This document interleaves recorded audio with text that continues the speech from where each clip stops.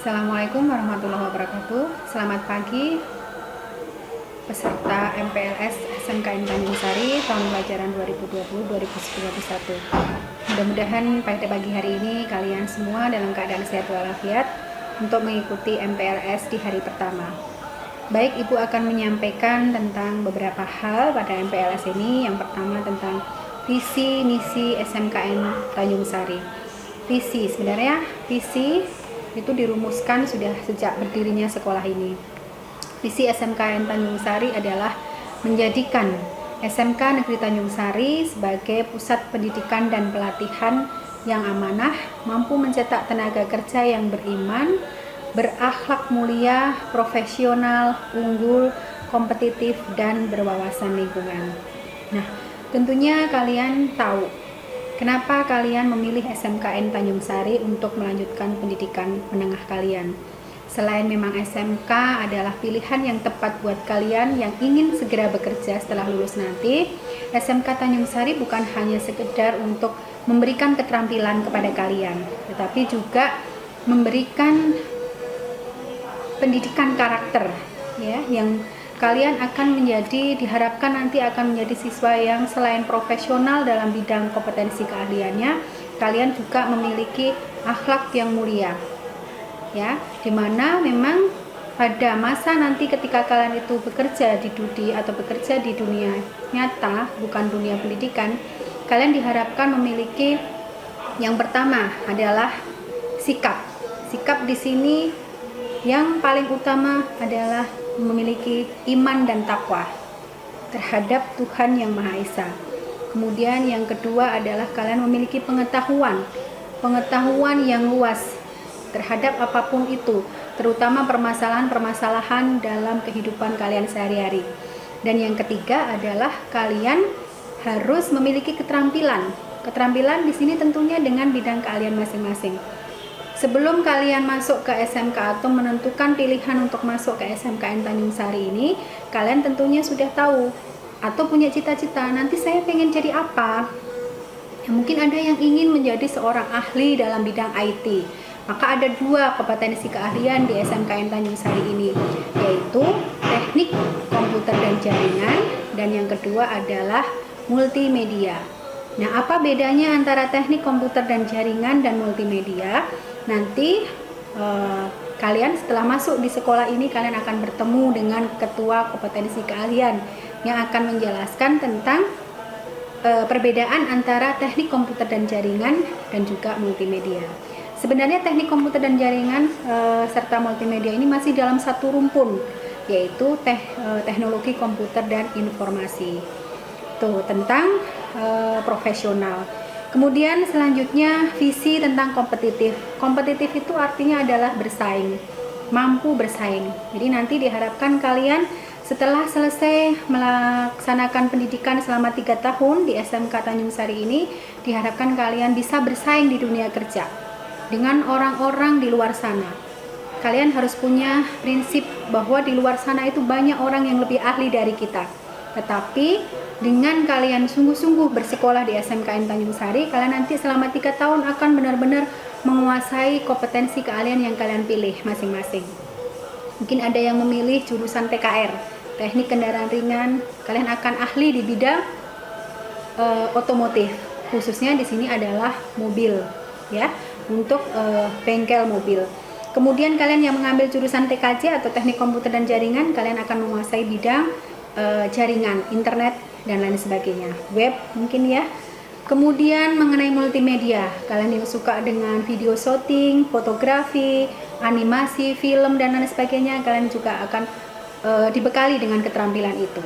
Kemudian yang ketiga, yang keempat adalah jurusan asisten keperawatan. Nah, kalian yang senang di bidang kesehatan, kalian juga akan dibekali dengan keterampilan sebagai seorang asisten perawat, ya. Itu yang dimaksud dengan kompetitif. Kemudian yang dimaksud dengan unggul adalah tentunya berdaya saing ataupun mampu bersaing ataupun memiliki kualitas, ya, kemampuan kualitas yang juga tidak kalah dengan yang lain atau berada di atas standar. Itu yang dimaksud dengan keunggulan. Selanjutnya itu tadi tentang visi ya anak-anak ya, atau siswa-siswi semua, tentang visi dari SMKN Tanjung Sari. Jadi kalian harus tahu ketika kalian masuk ke sebuah lembaga pendidikan atau sekolah, kalian tahu mau dibawa kemana arah dari sekolah ini. Selanjutnya untuk mencapai visi itu SMKN Tanjung Sari punya misi. Ada 4 misi atau 4 hal yang telah dilakukan atau yang akan dilakukan. Yang pertama adalah meningkatkan keimanan, ketakwaan, kedisiplinan kepada pendidik dan juga kepada tenaga pendidikan dan juga kepada siswa. Nah, meningkatkan keimanan dan ketakwaan ini salah satunya adalah SMKN Tanjung Sari ini sudah memiliki tempat ibadah mushola ya. Itu bagi yang beragama Muslim. Sedangkan bagi yang beragama non-Muslim juga difasilitasi dengan guru-guru agama yang sesuai dengan agamanya masing-masing. Ada guru agama Hindu, ada guru agama Buddha, ada guru agama Kristen ataupun Katolik. Kemudian kedisiplinan. Kedisiplinan ini bukan hanya kedisiplinan bagi siswa, tetapi juga bagi pendidik.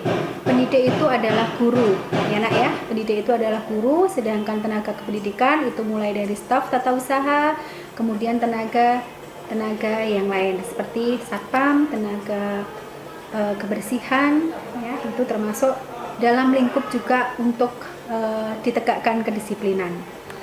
Kemudian yang kedua, meningkatkan kuantitas dan kualitas sarana prasarana dan tenaga pendidik dan kependidikan. Meningkatkan kualitas. Kalian tahu kualitas itu adalah mutu, ya mutu berada di atas standar, itu baru namanya kualitas. Sedangkan kuantitas adalah jumlah, ya jumlah sarana dan prasarana. Di SMKN Tanjung Sari sudah memiliki sarana prasarana untuk masing-masing kompetensi keahlian, itu sudah sangat terpenuhi. Masing-masing kompetensi keahlian memiliki laboratorium atau memiliki bengkel yang sangat memadai sarana dan prasarananya. Kemudian ada lapangan olahraga. Kemudian juga tadi sudah Ibu sebutkan adanya tempat untuk beribadah, musola, ataupun sudah bisa disebut sebagai masjid. Kemudian yang ketiga, mengintensifkan hubungan kerjasama dengan orang tua siswa, masyarakat, DUDI, dan juga yang lainnya. Nah, kalian nanti akan dikenalkan nak. Ketika masuk ke SMKN Tanjung Sari di tahun pertama di kelas 10, kalian akan belajar seperti pada umumnya, siswa kelas masih baru ya nak ya. Kemudian nanti begitu kalian naik ke kelas 11, kalian akan dikenalkan kepada DUDI dengan nama istilah kunjungan kerja industri. Itu salah satu misi dari SMKN Tanjung Sari agar visinya tercapai, agar kalian itu sebelum nanti PKL atau praktek kerja lapangan, kalian itu sudah tahu seperti apa sih DUDI, seperti apa sih perusahaan, seperti apa sih dunia kerja. Nah, kalian akan diajak atau akan dikenalkan melalui KI atau kunjungan industri. Tapi itu nanti ketika kalian sudah belajar selama 1 tahun.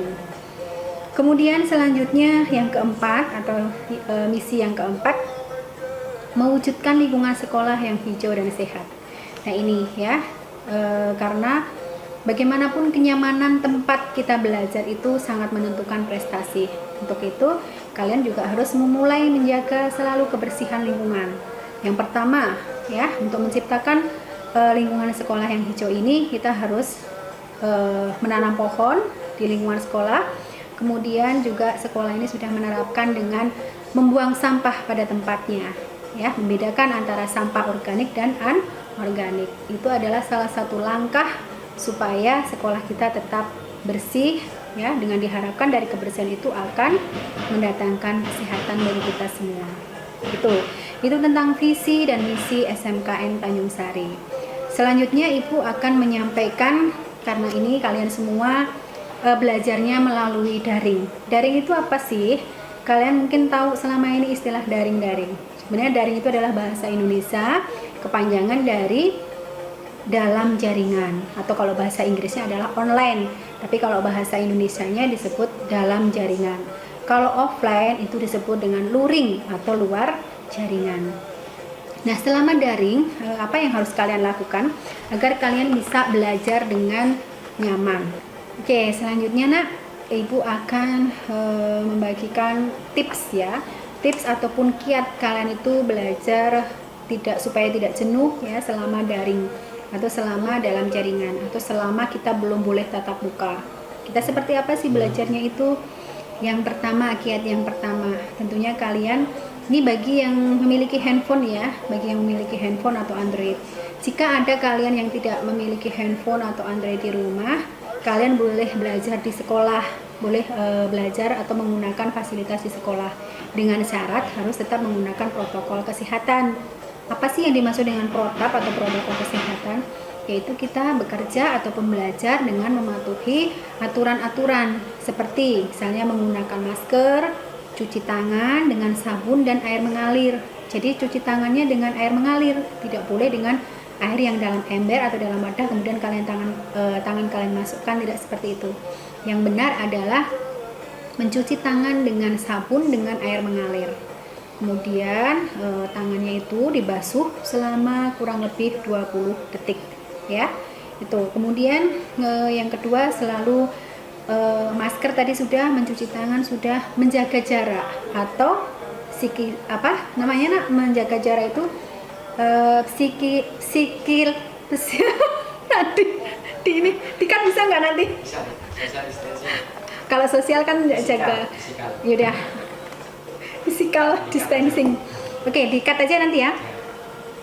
Selanjutnya adalah kalian harus menjaga jarak ya nak ya. Jangan terlalu dekat, tidak berjabat tangan dan sebagainya.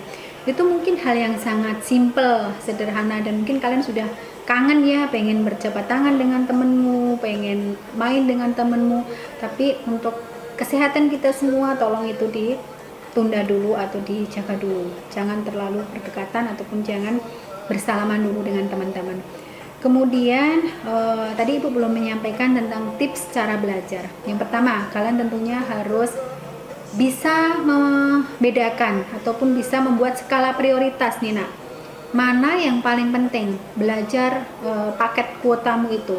Yang paling penting apakah untuk main game atau untuk browsing yang tidak jelas atau untuk belajar? Maka kalian yang paling utama tentukan adalah bahwa ini untuk belajar. Maka tahan dulu keinginan untuk ngegame, keinginan untuk browsing hal-hal, mungkin nonton film, atau kalian yang suka dengan seorang YouTuber ya, berhenti dulu untuk membuat film, upload videonya, tapi fokus untuk mengerjakan tugas atau untuk belajar dalam jaringan. Itu tips yang pertama. Kemudian tips yang kedua adalah kalian selalu pantau ya, kalian kan memiliki grup, mungkin ada grup dalam WhatsApp grup atau WhatsApp atau mungkin Google Classroom ya, itu ikutin. Jangan sampai kalian tidak tahu waktu-waktu kapan itu dalam grup itu akan dimulai pelajaran, karena mulai tanggal 13 Juli nanti, mulai tanggal 20 Juli nanti KBM atau kegiatan belajar mengajar secara daring sudah dimulai sesuai dengan jadwal yang ada di sekolah. Walaupun durasi waktunya diperpendek, tetapi pelajaran pada tanggal 20 nanti sudah dimulai seperti biasa. Jadi nanti jadwal akan dibagikan melalui web di sekolah. Itu ya. Kemudian yang ketiga adalah kalian harus istirahat yang cukup. Jangan suka begadang. Istirahat yang cukup, jangan suka begadang. Atur waktumu dengan sebaik mungkin sehingga kalian bisa mengikuti setiap fase dalam kegiatan pembelajaran ya. Misalnya bangun pagi jam 5, kemudian lakukan aktivitas ya seperti biasa di rumah, kemudian jam 8 pagi minimal maksud saya itu kalian harus sudah stay di depan laptop ataupun dengan Android kalian. Jadi 07.30 seperti biasa ketika kalian akan melakukan pembelajaran tatap muka. Jadi kalian harus sudah siap untuk sekolah ya, walaupun kalian sekolahnya diawali atau dilakukan di rumah. Kemudian nanti tidur jangan sampai larut ya, tadi itu, atau istilahnya jangan begadang. Tidurnya jangan sampai larut. Jam 9 harus sudah tidur. Itu salah satu tips agar supaya kita tetap sehat ya. Kalau kita sehat, kita akan terhindar dari sakit. Kita akan terhindar dari namanya virus, terutama virus COVID-19.